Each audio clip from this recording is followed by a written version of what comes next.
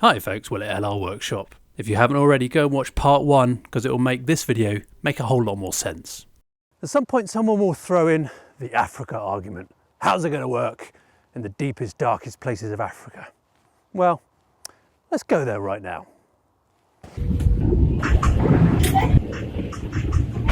Can it be fixed in the bush in Africa, they say?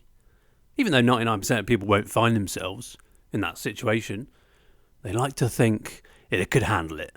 But where actually can electronics beat non-electronic vehicles? I'll use an example here, right? We were driving in Botswana in a Defender Puma, it was a 2008 model, and we were driving from Nata to Maun, which is a fairly long, uninteresting road, not much traffic on it, not really anything along the way, and we were just driving along, and the vehicle cut out, and we're like, oh, just cut out. I looked across at the dashboard, and the temperature gauge shot up into the red, and you're like, oh, well, it wasn't like that, but now it is. And pulled out the bonnet, and it was steaming out of the radiator cap, and the coolant levels down a bit. We think, okay, maybe there's not enough coolant there. Top it up, off we go. Carried on in fourth gear, try and get the revs quite high, so the fan's spinning a lot, and travelled about half an hour, kept the speed down a bit, under 80 kilometres an hour, and it happened again. Cut out, steam coming out of the reservoir cap, and we topped it up water and carried on. Now, this was a rental vehicle.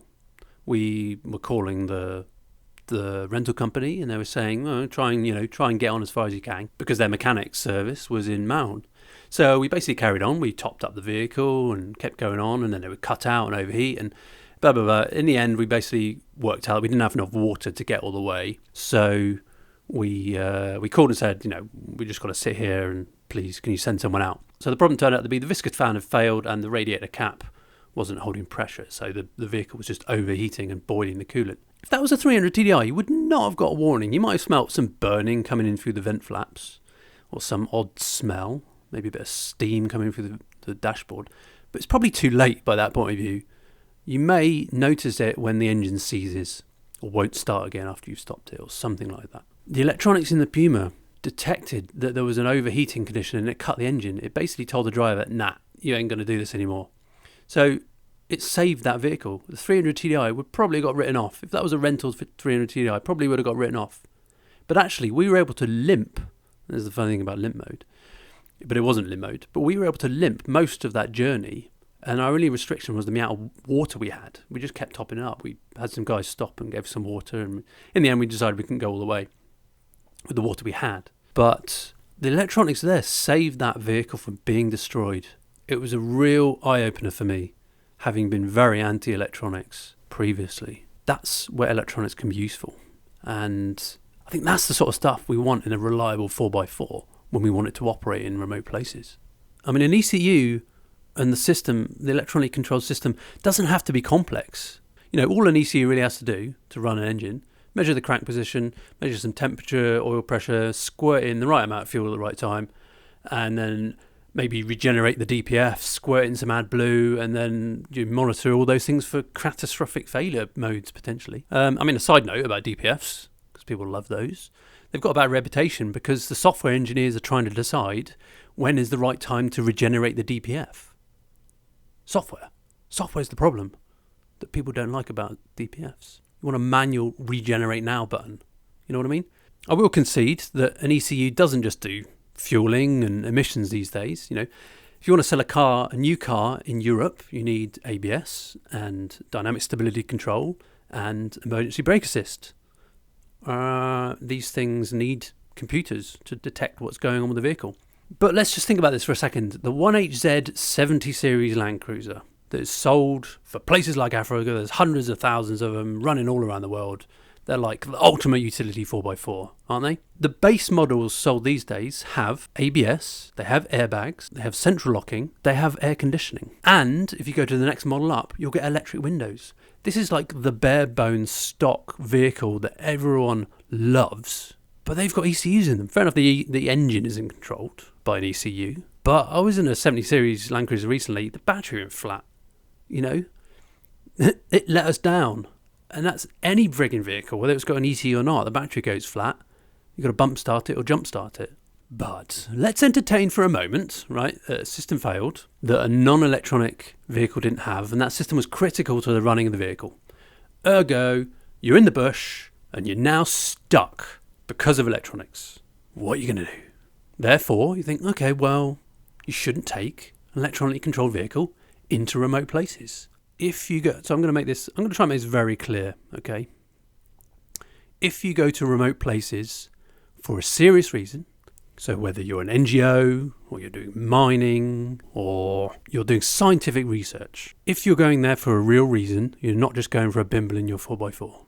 A fundamental aspect of going to remote places is planning for failures. You don't go into really remote places with just a single vehicle. A single vehicle is a failure mode, just like a single form of communication is a failure mode. The remote places that I went to in a Defender in Belize. I mean, Belize is remote, but not that remote. We're talking about a couple of hours. But most of the time we went with 2 vehicles. You know, it's a form of backup. And if you have to go with 1 vehicle, like you've seen in some of my videos, if you have to go with 1 vehicle, then, you know, we had VHF communication. We also had sat phones. Help could arrive in 4 or 5 hours. You know, we had water with us. The jungle's quite an easy place to survive anyway.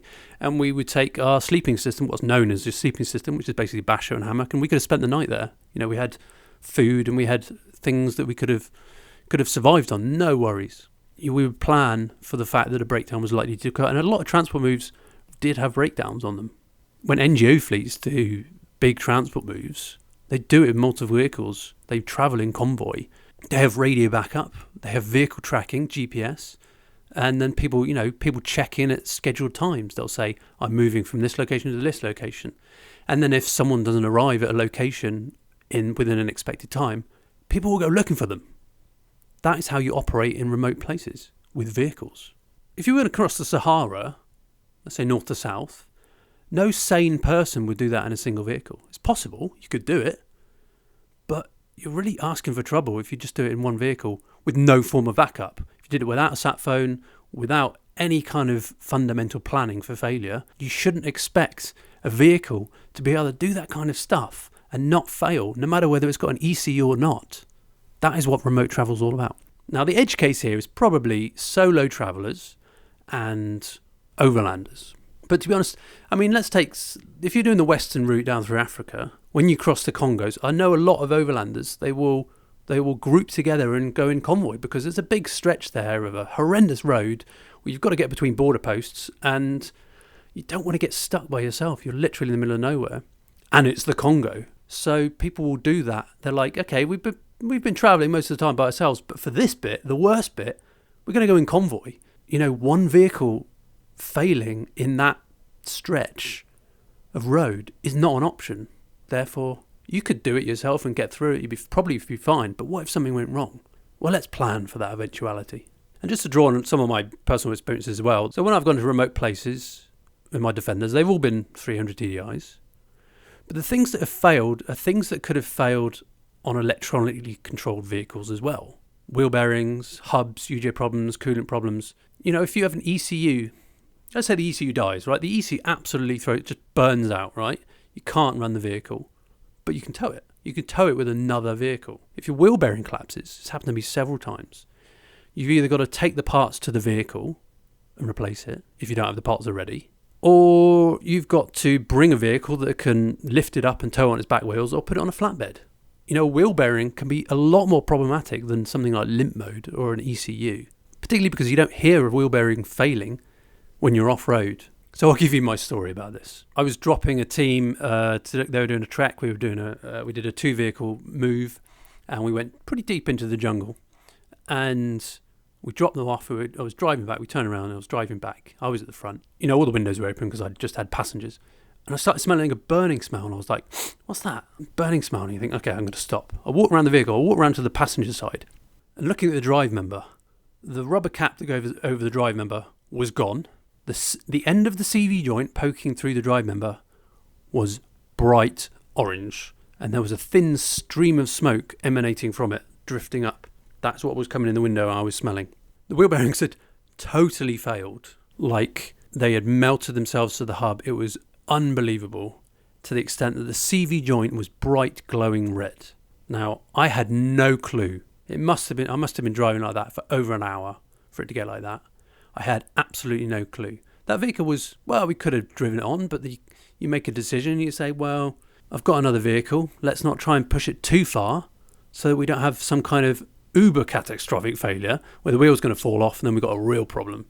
So what we did is we left the vehicle there and we carried on. And we got someone to bring the vehicle back because we had 2 vehicles. It didn't actually matter. But that was that could have been a real problem if we'd only had 1 vehicle. Whether we had an ECU or not, it didn't really matter in that scenario. And then we combine the fact that every vehicle, every engine has got its weak points. The 300 TDI, I did a whole video about the 300 TDI weaknesses. It's got some catastrophic failures there. People love the 300 TDI, me included. Would you consider it for remote travel? Yeah, a lot of people would. But I mean, Tom Shepard gave up on Land Rovers famously because of the timing belt issues when they first came out. He basically ditched Land Rovers for his desert travel. And then we'll take the TD5. There's some of the catastrophic problems with the TD5. So we've got oil in the injector loom. That's a wiring problem. We've got a cracked cylinder head that lets diesel into the sump. That's a design issue or maybe a manufacturing issue. Then we've got the oil pump bolts that didn't have any thread lock on it. Well, that's a production issue. These aren't electronic problems. They're just general component manufacturing quality problems. And it just happens to be an electronic engine. In terms of electronics, they're not really a problem on a TD5. So I love non-electronic vehicles. I really do. The 300 TDI is part of my soul. But I don't particularly worry that the Grenadier is going to have electronics. Because if they do it the right way and they have the right mentality when they design it, I think what they can achieve can actually be a benefit for operating in remote places. If you like this video, then please give it a thumbs up, subscribe for more Land Rover or maybe Grenadier related content. Thanks for watching. Bye for now.